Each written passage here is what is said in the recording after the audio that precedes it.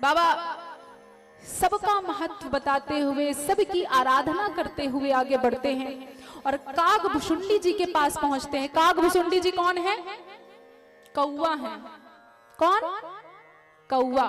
अब बताइए कहां कौवा और कहां हम मनुष्य? हम मनुष्य होके ठीक से सुन नहीं पा रहे हैं और वो कौवा होके इतने बड़े वक्ता बने हैं। उन्होंने जो कथा कही है वही कथा भोले बाबा ने श्रवण किया था और वही कथा उन्होंने माता पार्वती को सुनाया था।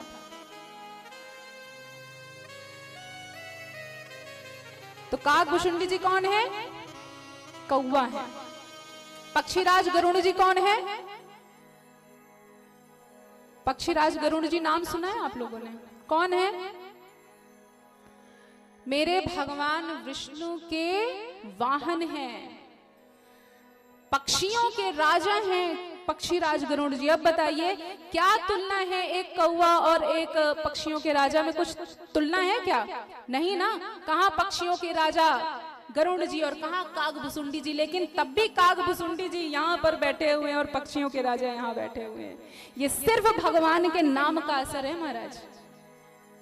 और जब जब एक इंसान के, एक भक्त के अंदर मोह आता है, अज्ञानता आती है, जब ऐसी बातें करने लगता है कि भगवान है भी या नहीं है, राम भगवान है भी या नहीं है, भगवान सुन भी रहे कि नहीं, और जब जब एक जीव अपने आप को सर्वोपरि रखने लगता है, अपने आप को भगवान मानने लगता है, तब भगवान की लाठी पड़ती ऐसी है कि दिमाग सही दिशा पे आ जाता है। ऐसे ही कागभुसुंडी जी के साथ हुआ था। कागभुसुंडी जी एक कौवा है और वो बहुत बड़े राम कथा के वक्ता हैं। पक्षीराज गरुड़ जी भगवान के वाहन हैं। अब पक्षीराज गरुड़ जी को पहले बताएं कि मोह क्यों हुआ।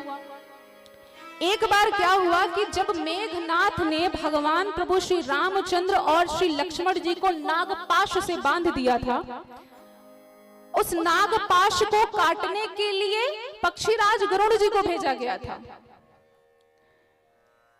जब पक्षीराज गरुड़ जी नागपाश काट कर गए तो उनके अंदर क्या हुआ? मोह उत्पन्न हुआ। देखिए मेरे राम तो स्वयं साक्षात महाविष्णु के अवतार हैं और पक्षीराज गरुड़ के अंदर ये मोह उत्पन्न हुआ कि मैं इनका वाहन हूं। इनका वाहन होने के बाद भी मतलब मैं इतना शक्तिशाली हूं कि भगवान का सांप, वो जो नागपाश से बंधे हैं, उनको मैं काट रहा हूं।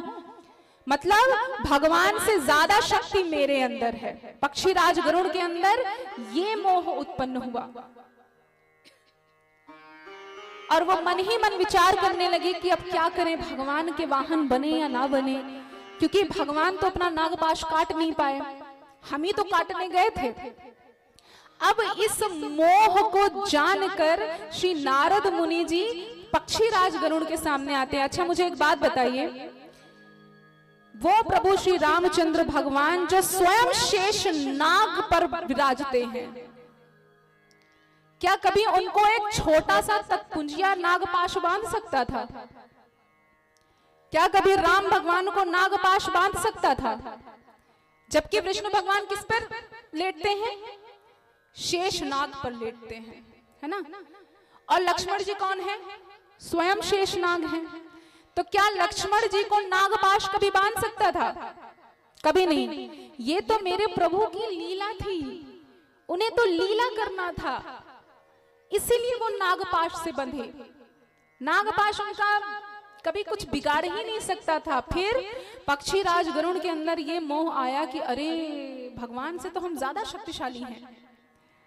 ऐसा सोचते ही नारद जी ने कहा कि ये गलती कभी मत करना, मैंने भी किया था भगवान पे संदेह, और ऐसा संदेह किया कि अच्छा भयंकर का भगवान ने मुझे अब बताया, इसीलिए संदेह मत करो, जल्दी जाओ ब्रह्मा जी के पास, ब्रह्मा जी ही इस समस्या का निदान करेंगे। ब्रह्मा जी के पास गए। ब्रह्मा जी ने कहा कि इस समस्या का निदान अगर कोई कर सकता है तो वो भोले बाबा कर सकते हैं। भोले बाबा के पास गए। भोले बाबा ने कहा कि मैं तो कुबेर जी के यहाँ जा रहा हूं, आप एक काम करिए कि आप कागभुसुंडी जी के पास जाइए।